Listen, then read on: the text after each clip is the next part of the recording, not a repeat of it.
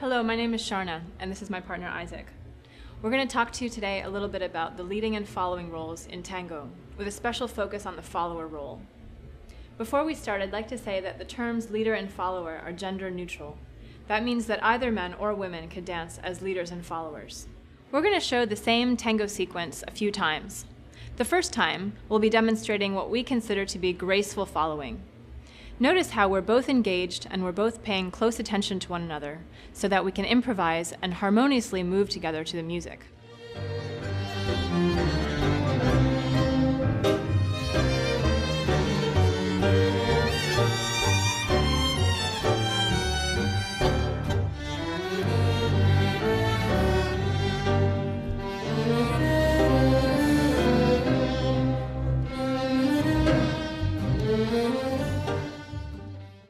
So now we're going to do the same sequence again, but we're going to demonstrate what we would consider to be weak following. Sometimes there's a misconception that the follower is passive and does not take responsibility for her own movements. In good dancing, actually, the opposite is true. But for the purpose of this demonstration, I'm going to be completely passive and ask Isaac to do all the work.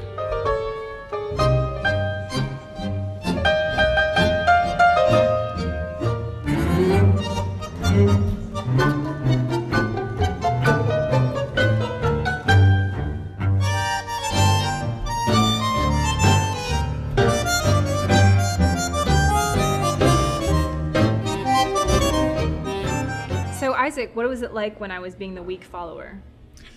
It really felt restrictive. It really felt heavy, like I had to drag you around the dance floor. And would you compare that to what we did the first time? The first time it really felt like things were much more creative. It allowed more expression in the dance as opposed to being really cut off from any creative experience. Next, we'd like to show you an example of self-serving following. This follower is sometimes called a show-off because she's more interested in her own steps than in co-creating the dance with her partner.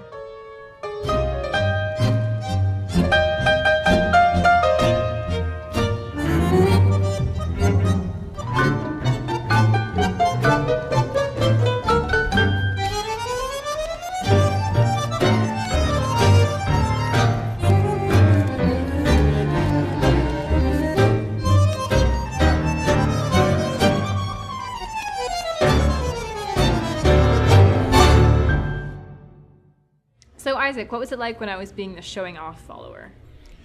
It really felt like there wasn't really any point for me to be there as a leader. It really felt like you were dancing by yourself and that I was just kind of standing there watching it happen. So you wouldn't have wanted to do this again? No. If in this particular case, if you wanted to dance like that, I would be very happy to sit down and watch you dance as opposed to stand there and watch you dance. This time when we show the sequence, we're going to demonstrate a follower who is fighting against her leader. You'll notice that this follower does not respect the vision of the leader and actually changes the course of the dance.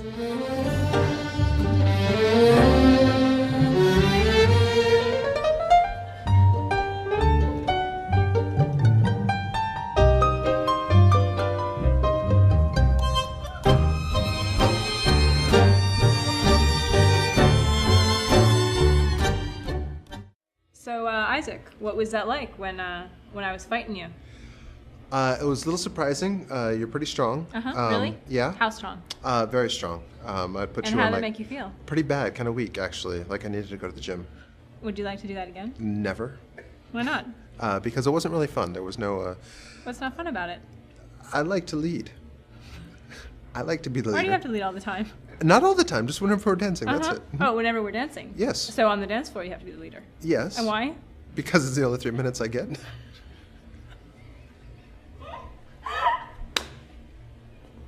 Now let's look at a different tango sequence, in which the leader might sometimes lose focus or balance. When this happens, a strong follower can, from her grounded position, help to stabilize him and keep the dance moving along in a fluid way, rather than letting it fall apart.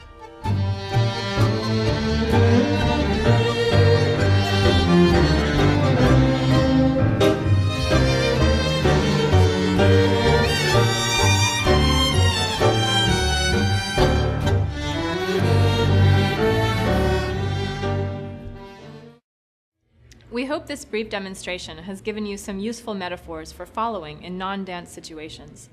I've always been fascinated by how the approach of the follower can influence the creative potential of the leader. In tango, the follower-leader relationship is always complementary and never hierarchical. It's a conversation in which we help each other make our own unique contributions to the dance.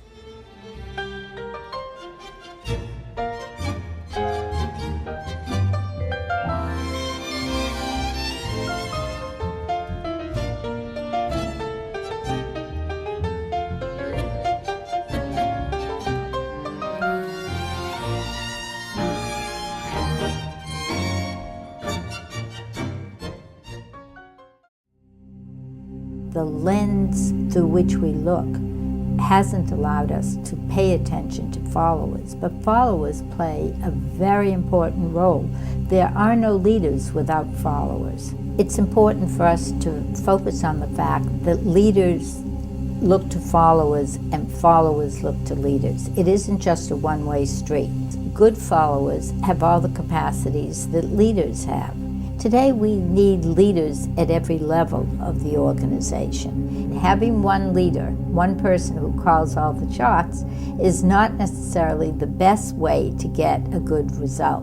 So followers are essentially people who have all the leadership skills that leaders have. That is, good followers, followers who think for themselves, followers who have the capacity for action. They're people who persuade other people.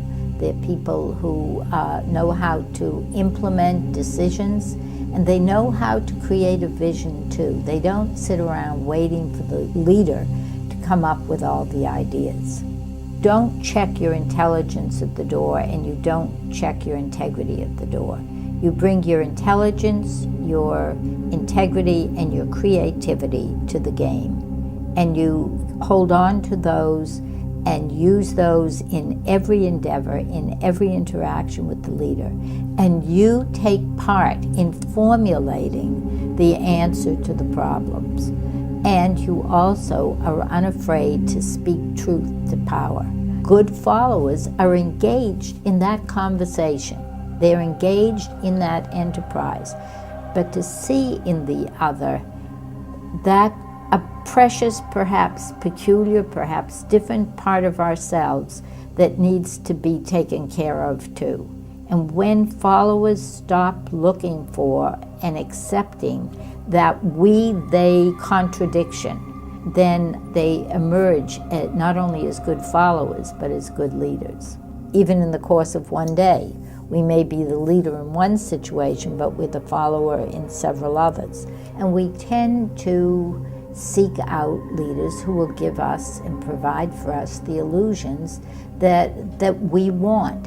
And those leaders who say, no, we won't give you illusions, we'll give you the truth, we oftentimes don't want to hear from them. We oftentimes turn our back on them for leaders who will give us easy answers, who will tell us what we want to hear, even when in a very deep part of ourselves we know that what the leader is promising us is simply an illusion. So I think it's really critical for us as followers or constituents to think about what kind of leaders do we need in the world, and how can we help those leaders to be successful. Right now, we live in a world that's careening out of control. We have too many leaders who are messing up everywhere, at the community level, at the organizational level. at the state, at the national, at the global level, and we can't wait around until these leaders get it straight. We need more followers to step forward, followers who have all the capacity they'll ever need to be good leaders and put their shoulder to the wheel to address many of these challenges.